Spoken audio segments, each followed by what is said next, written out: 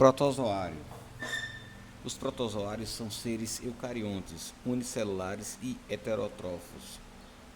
A maioria deles é aquático de vida livre, mas alguns são parasitas e vivem dentro do corpo de outros seres vivos, inclusive dos humanos.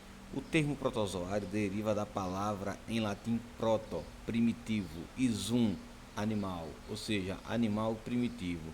Isso porque já foram considerados animais por serem heterótrofos. Características gerais. Os protozoários pertencem ao reino protista, juntamente com as algas. Por serem eucariontes, apresentam núcleo individualizado e sua única célula exerce todas as funções que normalmente há nos multicelulares, isto é, respiração, excreção e reprodução. Uma característica típica de suas células é a presença de vacúolos contráteis ou pulsáteis, com função de realizar regulação osmótica. Devido à diferença de concentração entre o citoplasma e o ambiente externo, há entrada constante de água por osmose. Assim, o vacúolo controla a quantidade de água, recolhendo e eliminando o excesso. Alimentação. Para a alimentação, os protozoários capturam o alimento por fagocitose, dando origem aos fagossomos, que se fundem aos lisossomos, formando os vacúolos digestivos. Após a digestão, dentro dos vacúolos, os restos são eliminados por plasmocitose. Reprodução. A reprodução pode ser de forma assexuada e sexuada. A reprodução assexuada é a mais comum. Ela ocorre por divisão binária. A célula-mãe se divide e origina duas células filhas, e divisão múltipla. A célula faz muitas mitoses, forma muitos núcleos que se dividem em células pequenas. Classificação. A principal classificação é baseada no modo de locomoção, dando origem aos variados tipos de protozoários. Eles são divididos em sacordíneos, ciliados, flagelados e esporozoários.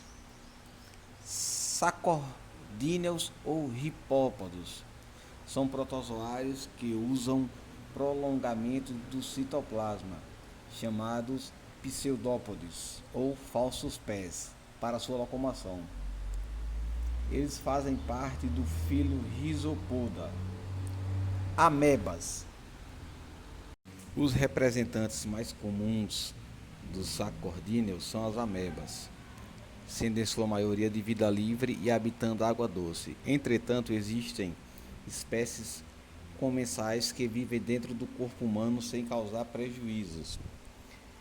São exemplos a Entamoeba coli, que habita o intestino grosso, e a Entamoeba gengivalis, que vive na boca.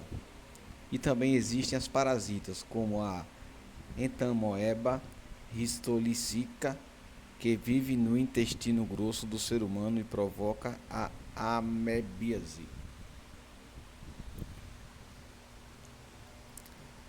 Os pseudópodes das amebas também são usados para alimentação.